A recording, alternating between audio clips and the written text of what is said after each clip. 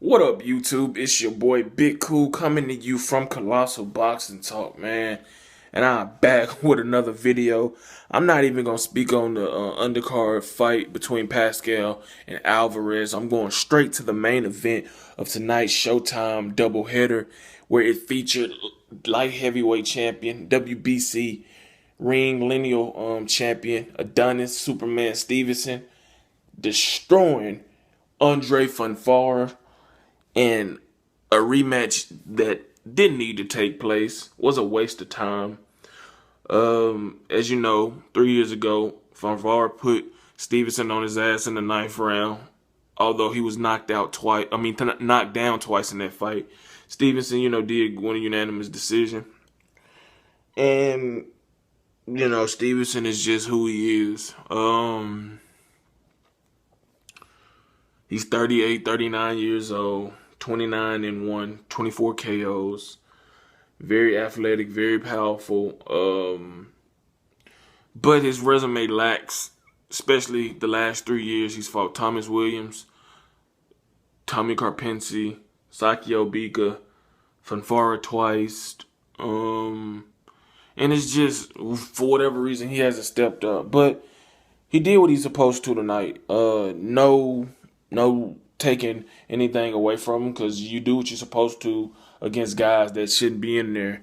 And although Fonfara is a good fighter, he's not an elite level. He's probably a C plus fighter at best. He has some power, he has some skills, but nothing that should have bothered Stevenson. Stevenson just simply is a simplistic fighter. Jab, straight left. Jab, straight left. He might mix in a right hook or, a straight left to the body every now and then. But, he really took it to the bigger, taller guy. He hit him with that uppercut because Fonfara tends to, lean over, making himself available to be hit with the uppercut. And he got hurt. He got hit with a shot in the first round on the temple. It threw off his equilibrium. And, you get hit with a temple shot, they can put down anybody and hurt anybody. To his credit, he got up. He survived, that onslaught that Stevenson just piled on him in the corner, where the referee could have really stopped it at that moment. He was hitting him with left uppercuts repeatedly, and just Fonfara had no answer. And Virgil Hunter was livid after the first round. He was getting in his face and told you, I wanted you to defend, be on the defensive, not fight him. He got up, made it to the second round. Stevenson just came out again, was hitting him. And he hurt him again. And I thought the referee just stopped him early because Fonfara was still alert and was punching back. But it was Virgil Hunter who got up, stood up on the corner, basically threw in the towel. The fight was waved off. Second round, TKO victory for Adonis Stevenson, who now has defended his WBC title for the 9th time. And he finally will have to face Adonis Alvarez, who on the undercard against John Pascal dominated Pascal, although the cards said otherwise. At least one judge's scorecard, they scored at 114, which is crazy. But the other two judges got the scores right. It should have been a unanimous decision win. Alvarez is a good fighter. He poses some threat to Stevenson. He has a good jab, good right hand, throws a left hook, but he's also hittable. And Pascal is explosive. He kind of hits you and strikes when you least expect it. And that same kind of thing that Stevenson does.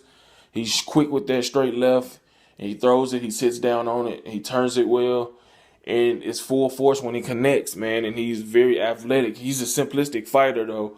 So if Alvarez can do what he did against Pascal, but even better, he has a chance to catch, Stevenson, who is up there in age, and you got to give, not taking anything away from him, but you got to take in consideration that who his opponent was. Fonfara has never been a good defensive guy. He got his ass knocked out in the second round against Joe Smith Jr. He was getting beat by Chad Dawson before pulling the Hail Mary TKO victory out. He got lit up in the first fight with Stevenson. I mean, he's just hittable. So you got to understand that he doesn't move his head really, and Alvarez is going to move his head some. He's a better fundamentally and technically fighter than Fonfara. Has a better jab, and he's just more controlled, more composed. And it's going to be interesting to see how both guys deal with what each fighter possesses, how he's going to react to the power and quickness of Stevenson, and how will Stevenson react to the jab and the accuracy of Alvarez, who can walk you down, cut the ring off, and really do some damage. But all in all, it was a solid night of action. It wasn't, nothing to be bragging about or be excited about. We got what we got. The expected winners won, although I picked Pascal because I haven't been too impressed with Alvarez. But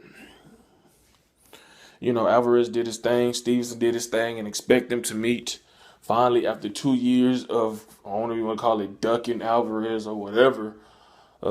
Stevenson finally has to get in there with Alvarez, and we're going to see how that fight plays out. But if you like this video, give it a thumbs up.